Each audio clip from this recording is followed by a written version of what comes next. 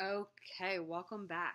Today we're going to officially finish this book, Lions at Lunchtime, from the Magic Treehouse series. Where we left off, Annie and Jack were making their way back to the treehouse, but there was a problem. Bunch of lions were laying down underneath the the treehouse is in. So let's see how Annie and Jack solve this next problem. Chapter 9 is called Tiptoe. Jack and Annie crouched in the tall grass. There was a big lion, 3 lionesses, and a bunch of cubs. "I think they're sleeping," whispered Annie.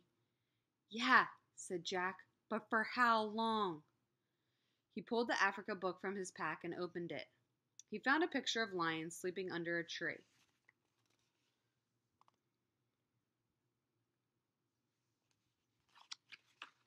He read in a whispery voice, "After a pride of lions has eaten, they rest for a few hours. The other—" What did they have for lunch?" Annie broke in. "Don't ask," said Jack. He kept reading.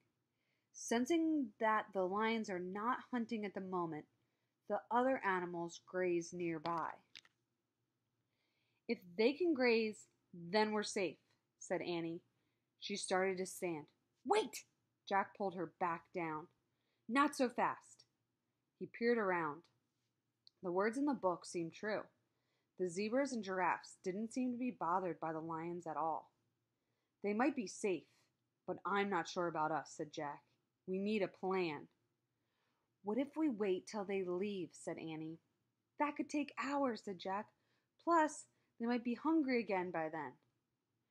"Oh, right," said Annie. "So here's the plan. We tiptoe," said Jack. "Tiptoe?" "Yeah?" "What's your whole plan?" said Annie. "Yeah, tiptoe to the rope ladder," said Jack. "Very quietly." "Good plan," teased Annie. "Just do it," said Jack. He stood up slowly. Annie stood with him. They began tiptoeing through the grass, very slowly. The lion flicked his tail. Jack and Annie froze. When his tail was still again, they moved again. Suddenly, high-pitched laughter split the air. Jack and Annie stopped. The hyenas were back. They were standing off to the side, watching Jack and Annie. Jack and Annie made silent monster faces and shook their fists, but the hyenas only laughed some more. The big lion stirred lazily. He opened his golden eyes. So he was sleeping, but now he's moving around and opening his eyes. Jack felt the hair rise on the back of his neck, but he didn't move an inch. Ooh, that happens. The hair on the back of your neck will go up if you feel really spooked or scared. The lion lifted his head and yawned. His giant teeth gleamed in the sunlight. So there's those tricky hyenas, but they're not running away this time. The lion turned his head as he looked around sleepily.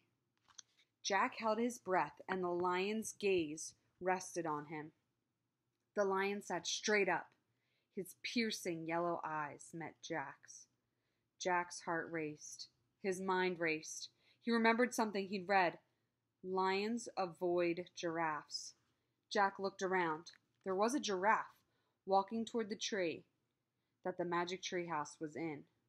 Suddenly, he had a new plan. "Get under the giraffe," he whispered. "Okay, now you're the one who's nuts," said Annie. But Jack grabbed her hand. He pulled her over to the giraffe and underneath it.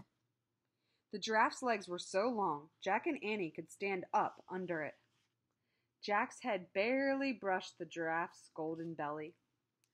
The tall creature froze for a few seconds. Then She moved slowly towards the tree. Jack and Annie walked in the same rhythm as the giraffe. They got closer and closer to the tree and the treehouse, and closer to the pride of lions. The big lion had stood up. He watched them moving under the giraffe. When the rope ladder was just a few feet away, Jack and Annie dashed out from under the giraffe to the rope ladder. Annie scrambled up first. Jack followed right behind her. As they climbed, the lion growled and leapt at the ladder. The hyenas laughed. Jack climbed faster than he had ever climbed. He leaped after Annie into the treehouse. So here's a great picture of what's going on.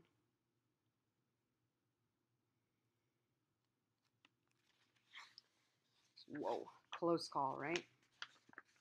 Annie had already unrolled the scroll. The riddle was gone. In its place was one shimmering word: honey. Jack grabbed the Pennsylvania book. He opened it and found the picture of Frog Creek Woods. I wish we could go there, he said. Just then, the giraffe stuck her head through the window. Bye, honey, said Annie, and she kissed the giraffe on the nose. The wind started to blow. The treehouse started to spin. It spun faster and faster until everything was still. Absolutely still. Chapter 10. It's called After Lunch. Jack opened his eyes. His heart was still racing. Hyena laughter still rang in his ears. We made it, said Annie. Yes, said Jack, but it was very close. Jack took another moment to calm down. Then he pulled the Africa book out of his pack and put it with the other books. Annie put the scroll with the other two scrolls. The giraffe was the true honey on that trip, she said. Sweet and golden, with danger all around it. Yep, said Jack, and now we have just one riddle to go. Yep, said Annie. Ready? Ready. She started down the ladder. Jack followed. When they hit the ground, they walked through the sunlit woods. It's time for lunch, said Jack. I'm full from our picnic, said Annie. Same here, said Jack. Well, what do we tell Mom? Said Annie. We say we ate our sandwiches coming back from the store, said Jack. What if she asks why? Said Annie. Oh, just say we had a picnic with a Maasai warrior in Africa, said Jack. Annie laughed.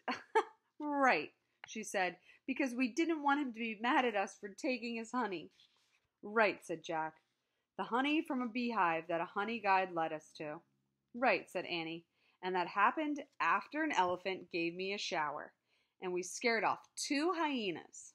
Right, said Jack, and after you fell into a mud hole because you were helping 1,000,000 wildebeests migrate across the river. Right, said Annie, and all of that was before a giraffe saved us from a lion. Right, said Jack.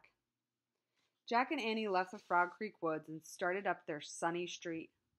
They were silent for a moment. Then Jack pushed his glasses into place. We better just say we ate our sandwiches on the way home from the store, he said. Right, said Annie. And if Mom asks why? Startled Jack. We'll just say it's a really long story, said Annie. Right, said Jack, with like 10 chapters. Annie laughed. Good plan, she said. Very good plan, said Jack. They crossed their yard. They went up their steps and through their front door. We're back, Annie shouted. Great, called their mom. Ready for lunch? The end. And there's one little picture of peanut butter. Yummy. Oh, wow, what a good story. So they solved another riddle. And if you're interested, book number 12 is called Polar Bears Past Bedtime. We won't get to read that this school year. So this is what it looks like, and I'm sure you can borrow it from a library, you can buy it at a bookstore, or I know that I was able to get one of these books off Amazon. So thanks for listening, and I hope you continue to love the Annie and Jack series.